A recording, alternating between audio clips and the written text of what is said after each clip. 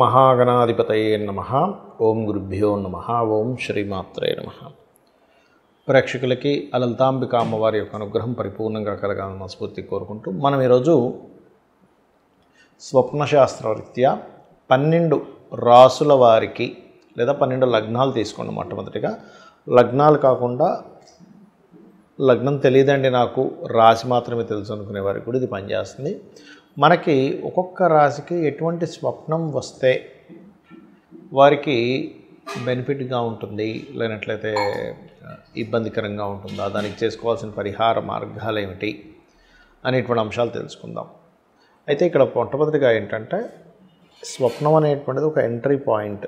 అంటే మనకు చూడండి, దేవతలు వస్తుంటారు, వాళ్ళు పూజించే దేవతా స్వరూపం వస్తుంది, వాళ్ళ కొన్ని ఇన్సిడెంట్స్ వస్తుంటాయి, లేకపోతే పితృదేవతలు వస్తుంటారు, చనిపోయిన వాళ్ళు వస్తుంటారు.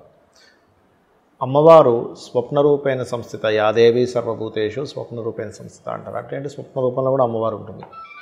మనకి దాని మీద శాస్త్రమే ఉంది. కాబట్టి అసలు స్వప్నాన్ని అసలు ఎలా చూడాలి, దాని గురించి ఫుల్ డీటెయిల్స్ అండ్ ఏ రాశుల వరకు ఎటువంటి స్వప్నాలు వస్తే బాగుంటుంది అనేటువంటి అంశాలు చెప్తుంది నేనైనప్పటికీ కూడా చెప్పిస్తుంది సాక్షాత్ లలిత అమ్మవారిగా భావిస్తూ తెలుసుకుందాం. కన్యవారికి కనుక చూసుకున్నట్లయితే మీకు చక్కటి మంచి స్వప్నము దీనివల్ల మంచి కలుగుతుంది ఎటువంటివి అంటే ముఖ్యంగా అమ్మవారు కలలోకి రావడం, స్వప్నంలోకి రావడం, అలాగే వెంకటేశ్వర స్వామి కానీ అమ్మవారు కానీ లేనట్లయితే ఒక గొడవ పెట్టుకొని అంటే ఒక పోటీ దాంట్లో మీరు గెలిచినట్టుగా లేదా ఒక శత్రుత్వం ఉన్నటువంటిది మిత్రుత్వంగా మారినట్టుగా ఏదైనా స్వప్నం రావడం. ఎందుకంటే ఒకసారి ఇలాగే ఒకతనికి బాగా కోర్టు కేసెస్ ఉండేవి. బాగా కోర్టు కేసెస్ ఉన్నప్పుడు ఆయనకు ఒక స్వప్నం వచ్చింది. ఏంటంటే అతని ప్రత్యర్థిని ఒక ఏజ్డ్ పర్సన్ వచ్చి మీరు ఎందుకే గొడవలు పెట్టుకుంటారు, ఇది సర్దేసుకోండి అనగానే ఇద్దరు సెటిల్ అయిపోయినట్టుగా వచ్చిందనమాట. అది కూడా ఎక్కడొచ్చింది, ఆయనకి శివాలయంలో జరిగినట్టుగా వచ్చింది. ఆ శివాలయంలో అమ్మవారు కూడా ఉన్నారు సార్, అమ్మవారి మీద ఏదో ఒట్టేసి ఇక్కడి నుంచి మనం ఇవి పెట్టుకోకూడదని అనుకున్నాము అని చెప్పాడు. అప్పుడు నేను ఏమన్నానంటే మీకు కోర్టు కేసెస్ ఉన్నాయి కదండి, అవి క్లియర్ అయ్యే టైం నడుస్తుంది అన్నప్పుడు అది కరెక్ట్గా ఒక 1 మంత్లో క్లియర్ అయింది. అంటే దీని అర్థం ఏమిటంటే మనకు వచ్చే ప్రతి స్వప్నము కూడా ముందుగా మనకి ఇండికేషన్ అది. అట్లా మరి ఎటువంటి స్వప్నాలు వస్తే ఇబ్బంది పడతారు వీళ్ళు అని చూసుకున్నట్లయితే ఒకసారి అతనికి ఒక పెద్ద రైడింగ్, అంటే కన్యాలగ్న జాతకులకు జరిగింది చెప్తున్నాను, ఒక రైడింగ్ చేస్తూ బాగా ఫాస్ట్గా వెళ్తూ ఏదో పడిపోయినట్టుగా వచ్చిందట. అప్పుడు నేనేం చెప్పానంటే అతనికి, బాబు నువ్వు ఏదైతే బిజినెస్ చేస్తున్నావో ఆ బిజినెస్లో కొంచెం అంచనా కరెక్ట్గా వేసుకో, ముందు వెనక ఆలోచించకుండా ఏదో అంచనాతో వెళ్ళిపోయి ఏదో హడావిడిగా వెళ్ళిపోయి అక్కడ నువ్వేదో డిస్టర్బ్ అవ్వడం ఇట్లాంటివి జరగనున్నాయి. కాబట్టి ఈ యొక్క విషయంలో చాలా కేర్గా చాలా జాగ్రత్తగా ఉండు అని చెప్పడం జరిగింది. అలా ఏంటంటే ఒక్కోసారి కొంతమంది కొండ ఎక్కుతున్నట్టుగా వస్తూ కొండ నుంచి ఎక్కుతూ పడిపోతున్నట్టుగా వస్తుంది, అప్పుడు మంచిది కాదు. కొండ ఎక్కుతున్నట్టు వస్తే చాలా మంచిది. కాబట్టి అటువంటివి అండ్ అలాగే కొన్ని పాడైపోయింది సడన్గా ఉన్నట్టు ఏదో ఇంజిన్ ఆగిపోయినట్టుగా వస్తుంది కొంతమందికి. అటువంటప్పుడు అంటే ఏదో ఒక ఫ్యాక్టరీ పెట్టామంటే అక్కడ ఏదో సడన్గా ఆగిపోయినట్టు అయింది, లేకపోతే పవర్ షార్ట్ సర్క్యూట్ అయినట్టు అయింది. ఒక వ్యక్తికి అయితే ఇల్లు మొత్తం ఈ పవర్ షాక్ మొత్తం కొట్టినట్టుగా అయిపోయి ఇల్లు మొత్తం ఏదో డిస్టర్బ్ అయినట్టుగా వచ్చింది. అప్పుడు నేనేం చెప్పానంటే, బాబు నువ్వు ఆరోగ్యం జాగ్రత్త, అలాగే మీ తల్లిగారు ఆరోగ్య విషయంలో జాగ్రత్తగా ఉండడం చెప్పడం జరిగింది. అలా ఏంటంటే ప్రతి స్వప్నము కూడా లింక్ ఉంటుంది. మీకు ఎలాంటి స్వప్నం వచ్చినా గజేంద్ర మోక్షం చదువుకోండి, అన్ని విధాలా బాగుంటుంది. అసలు మనకి ఏదైనా స్వప్నం వచ్చినప్పుడు దానికి స్వప్నశాస్త్రంలో ఉన్నటువంటి రూల్స్ ఏమిటి చూసుకున్నట్లయితే ఒకటే గుర్తుపెట్టుకోండి, వాళ్ళు చాలా క్లియర్గా చెప్పారు. మీరు ఉదయం పూట ఏదైనా చూసిన స్వప్నంలోకి వస్తే దాన్ని లెక్కలో తీసుకోకూడదు.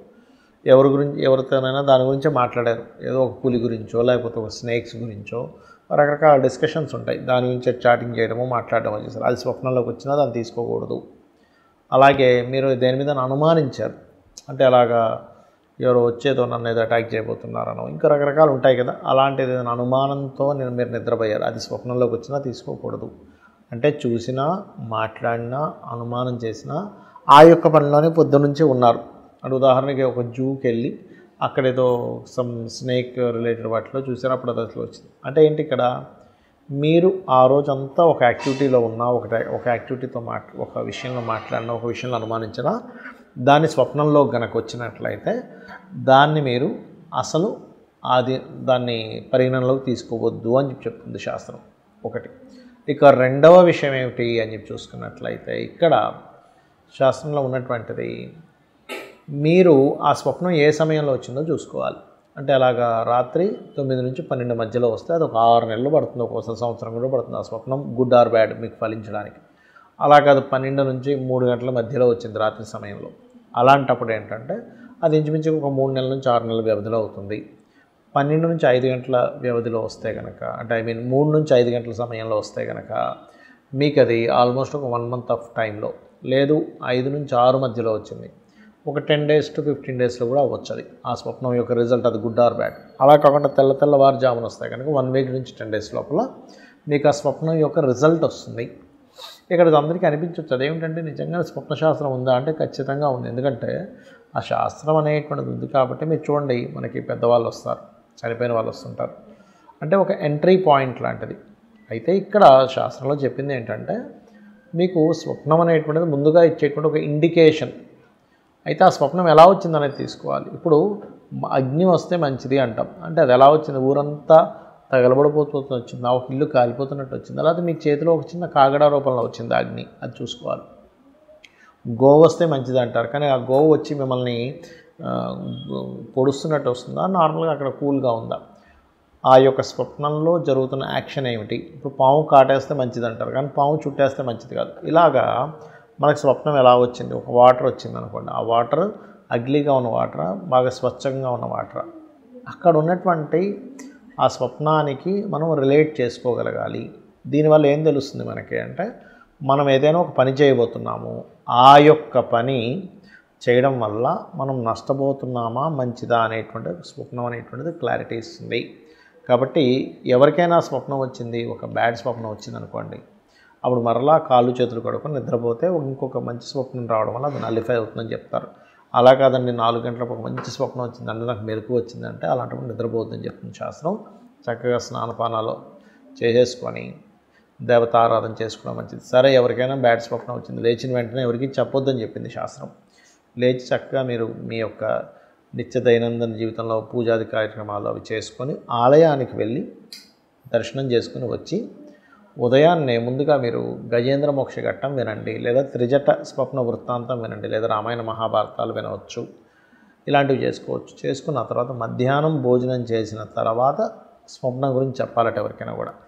కాబట్టి స్వప్నం అనేటువంటిది ఏంటంటే అది ఒక మనకు ముందుగా జరగబోయేటువంటి అంశం. మీరు చూడండి కొన్నిసార్లు ఎవరికైనా సరే ఒక ప్రదేశంలో మనం వెళ్ళినా కూర్చున్నా, ఇది ఆల్రెడీ నాకు నా కలలో వచ్చింది, సేమ్ సిచ్యువేషన్, అందరం ఇలాగే కలుసున్నాం అంటుంటారు. అంటే ఏమిటి, ఆల్రెడీ స్వప్నం అనేటువంటిది ఒక రికార్డెడ్, ప్రతి ఒక్కరికి అనుభవం జరుగుతుంది. అవును ఇంతకుముందు నాకు ఇదంతా కల్లోకి వచ్చింది అంటూ ఉంటారు. సో దీన్ని కొంతమంది మూఢనమ్మకంగా కొట్టిపడేసే వాళ్ళు ఉంటారు. డాక్టర్లు ఏంటంటే మీరు చూసిందే వస్తుంది అంటారు. అది ఆల్రెడీ శాస్త్రంలో చెప్పారు కొన్ని వేల సంవత్సరాల క్రితం, మీరు చూసిందే కళ్ళ కూడా వస్తుంటుంది, దాన్ని పరిగణనలో తీసుకోవద్దని. కాబట్టి దీని గురించి ఏమి టెన్షన్ పడకుండా మీకు ఎలాంటి దుస్వప్నం వచ్చినా యూట్యూబ్లోకి వెళ్ళి గజేంద్ర మోక్ష ఘట్టము అని కొట్టండి, అది ఒక 1 hour ఉంటుంది, విన్నారంటే ఏమీ ఇబ్బంది ఉండదు, అన్ని విధాలు బాగుంటుంది. శ్రీమాత్రే నమః.